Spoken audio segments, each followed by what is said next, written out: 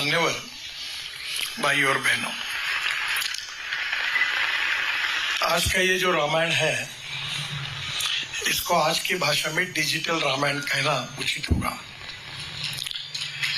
इसका सबसे बड़ा फायदा ये है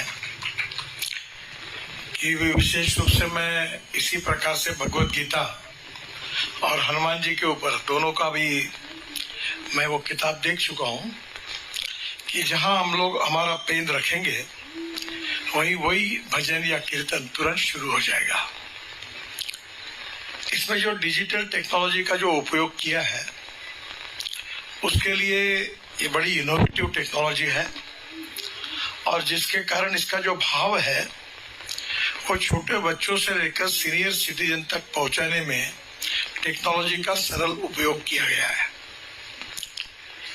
मैं मानता हूं कि आप सब लोगों को ये बताने की आवश्यकता नहीं है कि रामायण महाभारत हमारे इतिहास, संस्कृति और विरासत के प्रतीक है। ये भूतकालीन इतिहास है, पर आज इसका संबंध अगर हम हमारे देश को विश्वगुरु बनाना चाहते हैं तो उसकी प्रेरणा जो हमें हमारे इतिहास, संस्कृति और विरासत से मिलेगी उसका आधार भगवत गीता, रामायण, महाभारत ये ग्रंथ है। ये केवल एक इतिहास नहीं है।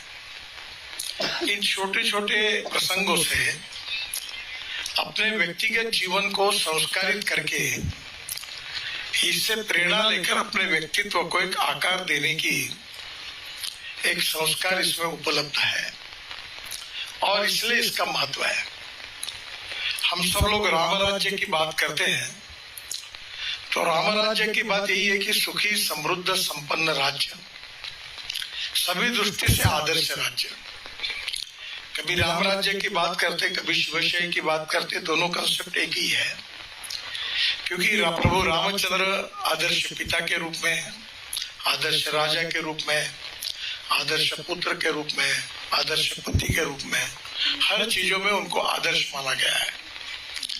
और टेक्नोलॉजी के आधार पर अगर ये सब बातें जो भविष्य के हमारे नागरिक है, छोटे बच्चे हैं, वो अगर इस इतिहास को समझेंगे तो उनके व्यक्तिमत्व में उसका स्वाभाविक रूप से एक परिणाम होगा और व्यक्तित्व भी उसी प्रकार से बनेगा। ये इसका महत्व है। मैं परसों YouTube पर देख रहा था, एक छोटा सा वाक्य आया कि प्रभु रामचंद्र जी को अहंकार का ज्ञान था और रावण को ज्ञान का अहंकार था। वाक्य बहुत छोटा है, पर सामान्य व्यक्ति जब उसको सुनता है तो अहंकार कितना गलत है, व्यक्ति को कैसे समाप्त करता है, इसका वो छोटा सा वाक्य था। हम जो जीवन मूल्यों पर विश्वास रख के समाज को आगे ले जाते हैं, वो जीवन मूल्य जो है इसकी एक विशेषता है और हमारी धर्म, संस्कृति, इतिहास, विरासत, भाषा अलग अलग है, पर अनेकता में एकता, यही हमारी विशेषता, ये हमारा भाव है। और इसलिए स्वाभाविक रूप से भविष्य के समाज को हम कैसे निर्माण करना चाहते हैं, ये महत्वपूर्ण बात है। एक बात जरूर है कि ज्ञान, विज्ञान, तंत्र विज्ञान, innovation, entrepreneurship, science, technology, research, skill, इसको हम नॉलेज कहते हैं, ज्ञान कहते हैं। और नॉलेज ये पावर है, ये तो बिल्कुल निश्चित है, पर नॉलेज के साथ साथ नॉलेज का उपयोग हम करना चाहते हैं conversion of knowledge into wealth. और हम अक्सर ये कहते हैं कि हमारे समाज के 3 प्रमुख अंग हैं, ethics and education, economy and ecology and environment. ये तीनों बातों का संबंध हमारे जीवन के साथ है। और हम जब विश्व में जाएंगे तो केवल आर्थिक संपन्नता के आधार पर हम विश्व का मार्गदर्शन नहीं कर सकते। जो इनोवेशन है, टेक्नोलॉजी है, रिसर्च है, इससे हमारा जीवन निश्चित रूप से सस्टेनेबल होगा, हम पैसे वाले बनेंगे, पर संपत्ति, सत्ता, इससे सब सुख हासिल नहीं होते। संपत्ति मिलने के बाद अगर परिवार को टिकाना है तो स्वाभाविक रूप से जीवन मूल्यों पर आधारित सामाजिक व्यवस्था और पारिवारिक व्यवस्था भी उतनी महत्वपूर्ण है। अगर हमारे यहाँ हम बहुत धनवान बने और घर में भाई भाई का नहीं जमता, घर में झगड़े हो रहे हैं, रात को पार्टियां हो रही है, पैसा बहुत आया, तो घर साधन संपत्ति होने के बाद भी बर्बादी की कगार पर खड़ा होता है।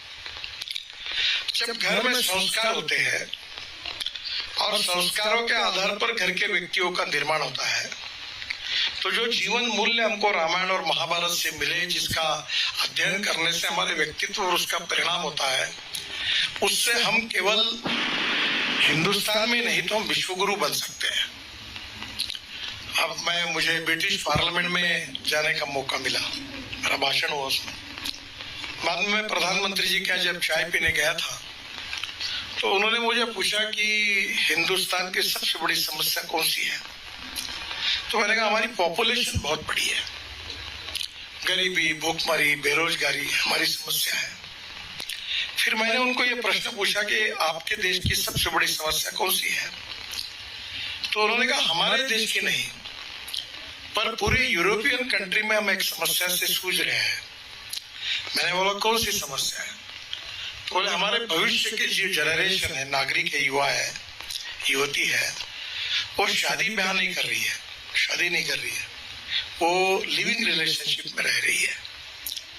और इससे समाज में जो नई जनरेशन पैदा होने वाली है, उसकी सोच क्या होगी, उसका व्यवहार कैसा होगा, वो समाज कैसा होगा, इसके मन में, हमारे मन में भयंकर पीड़ा है। और ये जब बात उन्होंने कही कि आर्थिक संपन्नता से सर्वस्व हासिल नहीं हो सकता, जीवन में हमारे बीच में कोई पूर्णांक नहीं, हम सब अपूर्णांक हैं। और अपूर्णांक होने के कारण हमें हर चीज से सीखने के लिए मिलता है, हर चीजों के संस्कार हमारे जीवन पर होते हैं। और ये शिक्षा से भी होते हैं, हमारे गुरुवर्गों के तरफ से होते हैं, हमारे माता पिता की ओर से होते हैं। और यही संस्कार समाज में काम करते करते हमारे सामाजिक, सांस्कृतिक, शैक्षणिक और राजनीतिक काम से भी होते हैं। प्रभु रामचंद्र जी का जो जीवन था, ऐसे ही गुरु उनको मिले कि उन्होंने पहले से ही उनको ऐसे संस्कार दिए, उसके कारण वो मर्यादा पुरुषोत्तम बने। अगर उनको वो मार्गदर्शन नहीं मिलता, वो संस्कार नहीं मिलते, तो वो मर्यादा पुरुषोत्तम नहीं बन सकते थे। और हम ऐसे मॉडल पर काम कर रहे हैं कि हमारा देश सुखी हो, समृद्ध हो, संपन्न हो, विश्वगुरु हो और $5 ट्रिलियन की इकोनॉमी बने, हम आर्थिक महाशक्ति बने। पर उसके साथ साथ केवल आर्थिक महाशक्ति यानी विकास का अंतिम बिंदु नहीं है। आर्थिक महाशक्ति होने के बाद उस समाज की रचना, परिवारों की रचना, उसमें आपस का व्यवहार, वहाँ लोगों के ऊपर के संस्कार, ये भी उतने ही महत्वपूर्ण है। ये भी महत्वपूर्ण है कि no philosophy can be taught to